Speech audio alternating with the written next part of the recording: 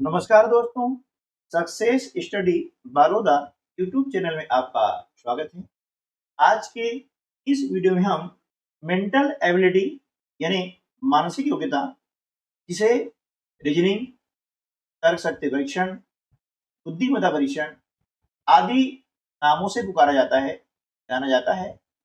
यह mental ability के जो क्वेश्चंस हैं रीजनिंग, ये लगभग सभी प्रतियोगी परीक्षाओं में पूछे जाते हैं और उन सबका जो कंसेप्ट होता है वह लगभग सेम होता है। तो ये वीडियो न केवल आपको एमएस परीक्षा के लिए उपयोगी है, बल्कि किसी प्रकार की अन्य सभी प्रतियोगी परीक्षाओं के लिए भी उपयोगी हैं। और अधिक वीडियो यदि आप प्राप्त करना चाहते हैं, देखना चाहते हैं, तो इस वीडियो के डिस्क्रिप्शन बॉक्स में उसकी लिंक दी गई है। वहां से हर टॉपिक पर, हर कंसेप्ट पर वीडियो अवेलेबल है। आइए शुरू करते हैं हम आज का वीडियो। पहला प्रश्न है, श्याम पूर्व दिशा में 3 किलोमीटर चलकर दक्षिण दिशा की ओर 4 किलोमीटर चलता है। वह प्रारंभिक स्थिति से कितनी दूरी पर है? देखिए, जब ऐसे प्रश्न आते हैं तो साधारणतः क्या होता है कि बच्चे इसमें भ्रम में पड़ जाते हैं, भ्रमित हो जाते हैं। तो दिखते हैं 3 और 4 7, है ना, जोड़ दिया, हो गया काम। लेकिन इसमें ऐसा नहीं है, इसको थोड़ा समझना होगा। ठीक है, श्याम पूर्व दिशा में 3 किलोमीटर चलकर दक्षिण दिशा की ओर 4 किलोमीटर चलता है। आप ध्यान रखिए, ये प्रश्न है दिशा निर्धारण संबंधी प्रश्न है, तो हमेशा ध्यान दीजिएगा कि ऊपर की ओर यह होती है उत्तर दिशा, ठीक है ना, और इसके जस्ट विपरीत होता है दक्षिण दिशा।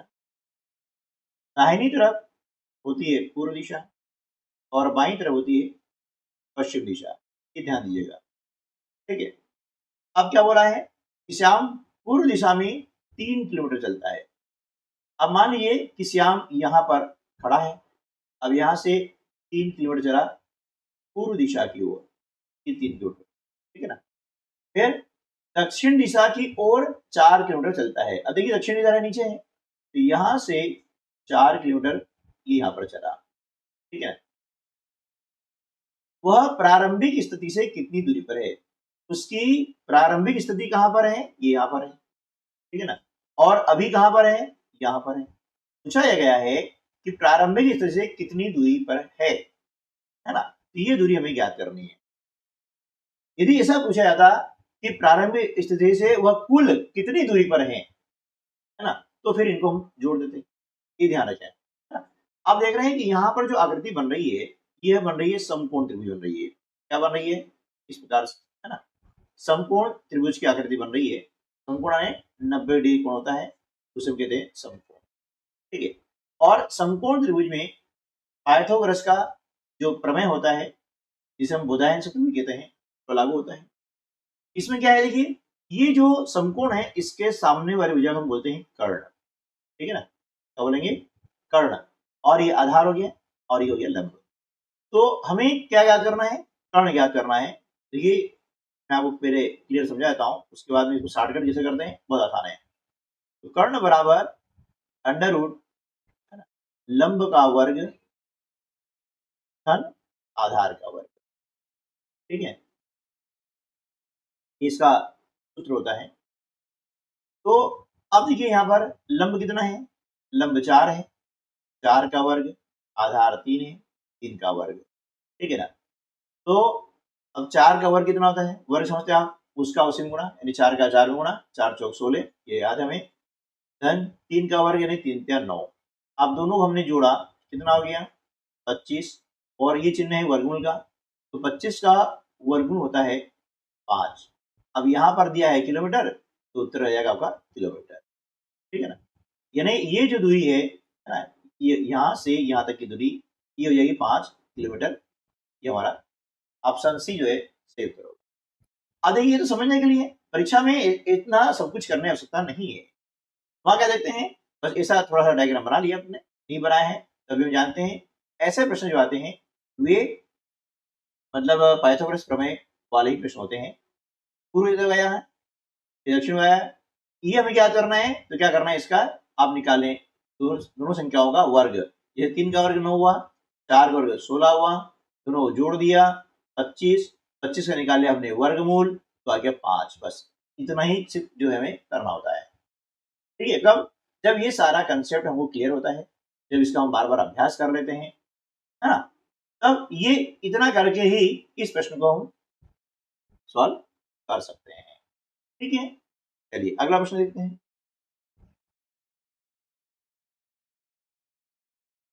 अब ये आपको एक इंग्लिश शब्द दिया गया है, इस शब्द के अक्षरों में से, है ना, कौन सा शब्द नहीं बनाया जा सकता है। अब देखिए ये जो मेंटल एबिलिटी क्वेश्चंस होते हैं, यहाँ पर शब्दों की क्या अर्थ है हमें उससे कोई मतलब नहीं। ठीक है ना, सिर्फ ये देखना है कि इसमें करना क्या है। अब बताया गया है कि कौन सा शब्द नहीं बनाया जा सकता, है ना, तो इसके अंदर जो भी लेटर्स हैं उन लेटर्स को लेकर के नीचे बनाया गया है। अब देखिए कि सारे लेटर्स इसमें आ रहे हैं, लेकिन ऑप्शन डी में जो लिखा है एक्शन यानी सी लेटर है, इसके अंदर कहीं पर भी नहीं है। देखिए आप, है क्या? नहीं है ना, सी नहीं है, सारे लेटर्स इसके अंदर हैं, यानी ये सारे वर्ड्स इससे बन सकते हैं, बट एक्शन जो वर्ड है वह इस शब्द से नहीं बन सकता, इसके अक्षरों से नहीं बन सकता है। ठीक है ना, अगला प्रश्न है, दर्पण में देखने पर एक घड़ी 8:30 यानी 8:30 का समय दर्शाती है, तो सही समय क्या है। अब देखिए दर्पण है होता है ना, इसमें हम हमारा चेहरा देखते हैं, है ना, इसे कांच भी कहा जाता है कोई भाषा में, लेकिन वो होता है दर्पण। अब दर्पण में मालूम है कि पार्श्व परिवर्तन होता है, उसके अंदर क्या होता है कि दायां हिस्सा बाएं तरफ और बायां हिस्सा दाएं तरफ दिखता है। ठीक है, तो यहाँ पर घड़ी है और घड़ी ये जो समय दिखा रही है, ये दिखा रही कहाँ? दर्पण में दिखा रही है। दर्पण में जो है वो दिखा रही है, तो सही समय हमें बताना है। जब ऐसे प्रश्न आते हैं तो बहुत इसका सिंपल ट्रिक मैं आपको बताता हूँ। ठीक है, क्या करें, 12 आप लिखें इस प्रकार से, और इसमें से जो दर्पण वाला समय है ना, या सही समय कोई सा भी हो, है ना, दर्पण का समय हो सकता है या घड़ी का सही समय हो सकता है, और पूछा जा सकता है कि दर्पण में कितने बजे होंगे। ठीक है ना, तो ऐसी कंडीशन आती है, इसमें क्या करें हम 8:30 को माइनस कर देते हैं। ठीक है ना, हम जानते हैं 1 घंटे में 60 मिनट होते हैं, 1 घंटा उधार लिया 60 मिनट, 60 में से 30 माइनस करते हैं, बचता है 30, और 11 में से हम 8 माइनस करेंगे, कितना हो जाएगा? 3। यानी घड़ी में वास्तविक समय क्या हो रहा है? 3:30 हो रहा है। आप इसको चेक कर सकते हैं अपने घर पर, इसको चेक कर सकते हैं, और अलग अलग समय के लिए भी आप चेक करें और सीखें। यदि सीख जाते हैं तो ये प्रश्न आपका समझो पक्का हो गया है। ठीक है ना, चलिए आइए अगला प्रश्न देखते हैं। देखो मेंटल एबिलिटी के प्रश्न होते हैं, रीजनिंग प्रश्न होते हैं, इसमें कई प्रकार से प्रश्न पूछे जाते हैं। ठीक है, और हमने लगभग लगभग सभी टाइप के क्वेश्चंस को कवर करने का प्रयास किया है। आपने पिछले वीडियो नहीं देखे हैं, ऐसा नहीं कि ये वीडियो 2022-23 का है, मैंने एक प्लेलिस्ट डाली हुई है, उसमें हेडिंग डाला हुआ है ना, NMS मानसिक योग्यता 2022-23। इसका मतलब ये नहीं है कि ये वीडियो इस परीक्षा के लिए उपयोगी नहीं है, वे हर परीक्षा के लिए हर समय उपयोगी है, क्योंकि गणित और रीजनिंग ये कभी चेंज नहीं होता है। सवाल चेंज होते हैं लेकिन कंसेप्ट कभी चेंज नहीं होता है, और हमें सीखना है, रटना नहीं है ना, सीखना है और कंसेप्ट सीख जाते हैं, कैसे सॉल्व करना है, कौन कौन से कंसेप्ट लागू होते हैं ये सीख जाते हैं, तो फिर प्रश्न कोई सा भी हो यू कैन सॉल्व। आइए प्रश्न 4, निम्नलिखित में से असंगत जोड़ा चुनिए। असंगत यानी जो अलग होता है इनसे, है ना। अब देखिए इनको पहले हम देखेंगे इसमें है क्या चीज, है ना। सेना general, bank manager, college principal, post office postman. अब देखिए सेना जो होती है उसका जो मुखिया होता है वो क्या होता है? जनरल। ठीक है ना, यानी इसके आदेश से सारे कार्य होते हैं। इसी प्रकार से बैंक का जो मुखिया होता है वो होता है मैनेजर, है ना। मैनेजर जो होता है बैंक के समस्त कर्मचारियों पर नियंत्रण करता है, वहां के कार्यों पर निगरानी रखता है। कॉलेज, कॉलेज का जो मैनेजर होता है वो होता है प्रिंसिपल के अधीन, यानी कॉलेज का जो मुखिया होता है वो कौन होता है? प्रिंसिपल होता है। लेकिन पोस्ट ऑफिस का मुखिया पोस्ट में नहीं होता है, यह होता है पोस्ट मास्टर, इसलिए ये हो गया असंगत। ये ध्यान रखना है। इनमें दोनों में कोई सा भी मतलब जो है समायोजन नहीं है ना, ठीक है ना।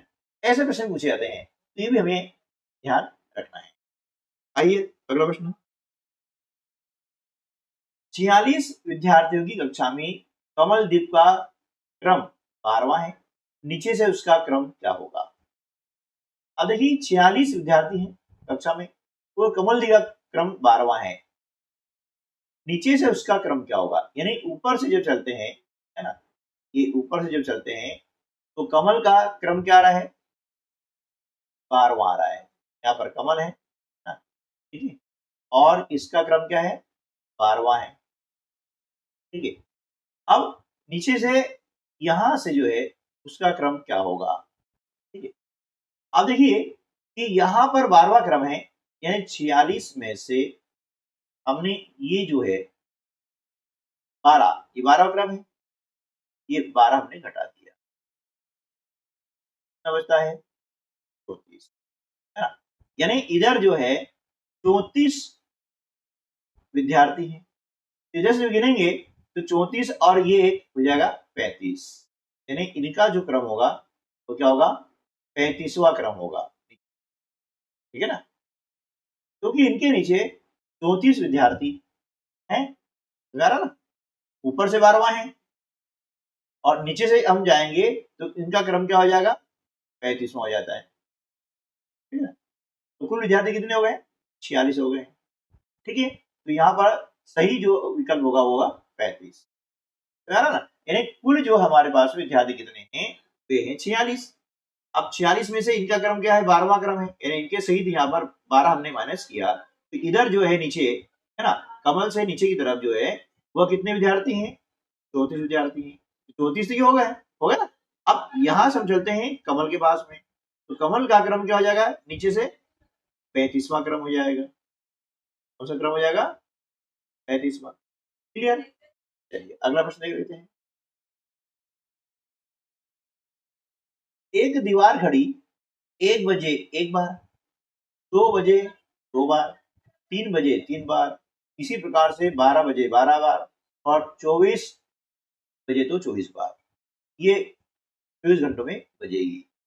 अब कितनी बार बजेगी ये वो ध्यान रखना। अरे ये प्रश्न बहुत सिंपल है, ये प्रश्न संख्या पद्धति वाला है, जिसमें हमने सीखा था, है ना, कि क्रमागत जो प्राकृत संख्या होती है उनको जोड़ने का मैंने आपको सिखाया था, एक शॉर्टकट ट्रिक सिखाया था, बस वही ट्रिक यहाँ काम हमें करनी है।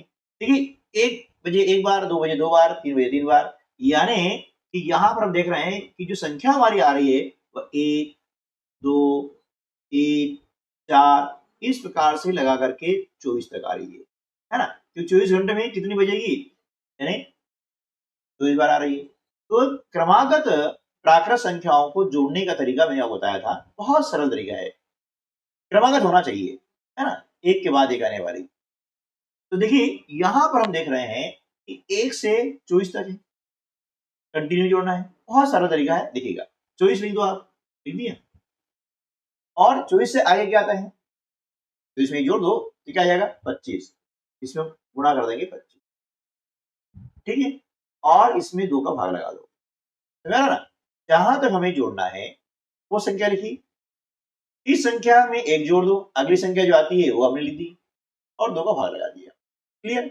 अब 2 से काट देंगे हम, तो 1 कम 2 2 2 4, 25 का गुणा करते हैं 12 में, 25 दूनी 50 के शून्य हासिल के 5, 25 से कम 25 और 5 30, यानी वह जो घड़ी है, दीवार घड़ी, वह 24 घंटे में 300 बार बजेगी। आप देख लीजिए ये ट्रिक के द्वारा हमने बहुत ही कम समय में इस प्रश्न को सॉल्व कर लिया है।